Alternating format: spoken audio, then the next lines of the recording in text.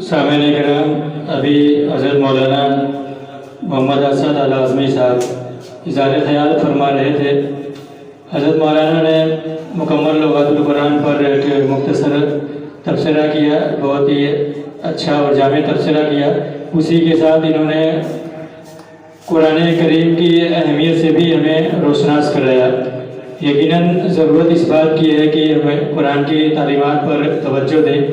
مولانا نے کہا کہ آج کے جو حالات ہیں، مسلمانوں میں جو تفریق ہے، ان سب باتوں کے پیش نظر ہمیں قرآن کی طرف آنا چاہیے، لیکن ہم بجائے قرآنی تعلیمات کے دوسری چیزوں میں، جیسا کہ مولانا نے بتایا، ملفوظات ہیں، مکتوبات ہیں، بزرگوں کے اقوال ہیں، ان کے خواب ہیں، ان کے کرامات ہیں، ان سب پر توجہ تو ہونی چاہیے، لیکن بنسبت قرآنی تعلیمات کے ان سب پر زیادہ توجہ ہے، چاہے وہ تحریر کی شکل میں ہو یا تقریر کی شکل میں ہو۔ خیر، ہمیں قرآن پر توجہ دینے کی ضرورت ہے، تلاوت کے ساتھ ترجمہ بھی، بلکہ ترجمہ صرف کافی نہیں ہے، بلکہ صرف ترجمہ پڑھنے سے جو جن کا علم کم ہے تو بات ادھر ادھر ہو سکتی ہے، اس کے ساتھ تفسیر بھی نہایت ضروری ہے۔ رمضان المبارک میں اپنی ایک چھوٹی سی بات کر رہا ہوں کہ گھر پہ چونکہ جب بھی تلاوت کا یا جو بھی اہتمام ہوتا ہے، اور ہمارے یہاں معمول یہ ہے کہ جو قرآن ہے صرف اسی کو ہی قرآن سمجھتے ہیں۔ میں گھر پہ تھا تو تلاوت کے ساتھ ساتھ تفسیر کا بھی مطالعہ کرتا تھا، تو میری امی جان کہتی تھی کہ تم قرآن پڑھتے ہی نہیں ہو، تو میں نے اس کو دکھایا، وہ کم پڑھی لگی بیچاری۔ تو تفسیر مظہری میں پورے رمضان جو ہے اگرچہ کم ہی تلاوت ہوتی تھی، لیکن تفسیر کے ساتھ، تو یہ ہے ہمارے یہاں ماحول، مطلب کہ جو تفسیر کی کتابیں ہیں اس کو ماننے کے لیے تیار نہیں ہے کہ یہ بھی قرآنی ہے۔ تو خیر، مولانا نے بہت ہی پرمغز اور معلومات گفتگو کی، وقت کم ہے اور نادیہ نشست کا بھی اہتمام ہوگا۔ اب میں مولانا ولی اللہ صاحب قاسمی سے بڑے ہی خلوص کے ساتھ گزارش کر رہا ہوں کہ وہ بھی کچھ اپنے کلمات سے نوازیں۔ السلام علیکم ورحمۃ اللہ وبرکاتہ۔ بسم اللہ الرحمن الرحیم۔ الامر فوق الادب۔ محترم بزرگوں، دوستوں اور اساتذہ کرام، حقیقت تو یہ ہے کہ ہم یہاں پہ شریک ہوئے تھے بس استفادے کے لیے، لیکن یہاں پہ حکم ہوا کہ کچھ کہا جائے تو میں شکر گزاری کے لیے کھڑا ہو گیا ہوں۔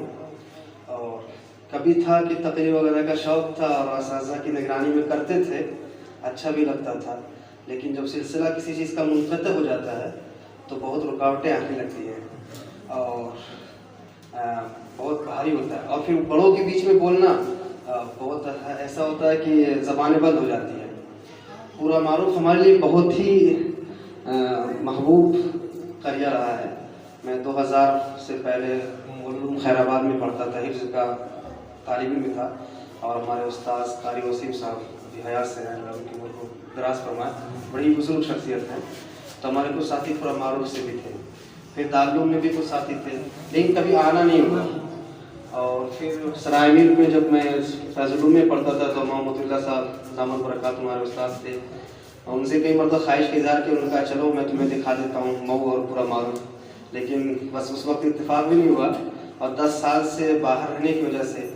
لیکن اس مرتبہ میں جیسے ہی آیا اور حضرت کو پتہ چلا تو انہوں نے حکم دیا کہ عید کے بعد میں حاضر ہونا ہے، اور میں نے ان کی بات پہ لبیک کہا، اور الحمدللہ آج یہاں پہ حاضری ہوئی۔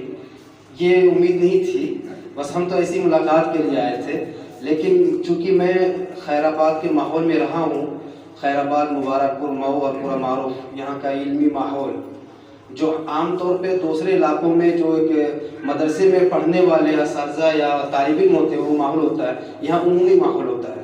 ہمارے یہاں کے کچھ لوگ اگر آتے تھے گھومنے کے لیے تو کہتے تھے کیا یہاں پہ کوئی جلسہ ہے، سارے لوگ ایک دم تیاری میں ہیں، ٹوپی لگا کے، میں کہا نہیں، یہاں کا ماحول ہی ہے۔ ہمارے یہاں دیہاتوں میں جائیں گے، اعظم گڑھ کے ہے، مدارس بھی ہیں اور لوگ بھی ہیں، لیکن ماحول یہ نہیں ہے۔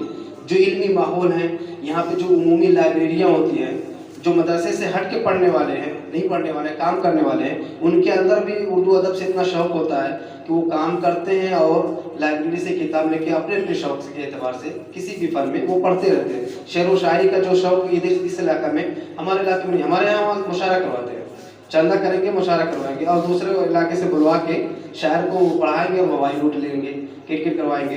लेकिन अल्हम्दुलिल्लाह इस इलाके में यहाँ पे मुशायरा नहीं होता है, यहाँ पे इल्मी मजलिस लगती है जिसका असल फ़ायदा होता है। मुशायरे में तो मेरे ख्याल से खुराफात ज़्यादा होती है, लेकिन जो मुफीद मजलिसें ये होती हैं उतने किसी मुशायरे में तो उर्दू अदब के नाम पे चंदा लेते हैं और उर्दू शायरी को हिंदी रस्मुल ख़त में लिख कर पढ़ के चले जाते हैं। उसमें क्या होगी हम जानते हैं। अब लोग मिलते रहते हैं हमारे इलाके में और बस कुछ पैसे वाले हैं तो उनको चाहिए तो स्टेज पे नाम आ जाए और इश्तिहार पे नाम आ जाए, उसके लिए क्या क्या करते हैं। लेकिन अल्हम्दुलिल्लाह इन इलाकों में जो उर्दू अदब की खिदमत होती है, हकीकी खिदमत यही है। तो मैं बहुत बहुत शुक्रगुज़ार हूँ उस्ताद मोहतरम मौलाना का और आप तमाम हज़रात का कि यहाँ पे हाजिर हुआ और बहुत अच्छा लगा। अल्लाह ताला हम सबको यहाँ पे बैठना सुनना सब कबूल करे और इंशाअल्लाह ऐसी ही हाज़िरी की तौफीक होती रहे। बहुत बहुत शुक्रिया, जज़ाकल्लाह खैर।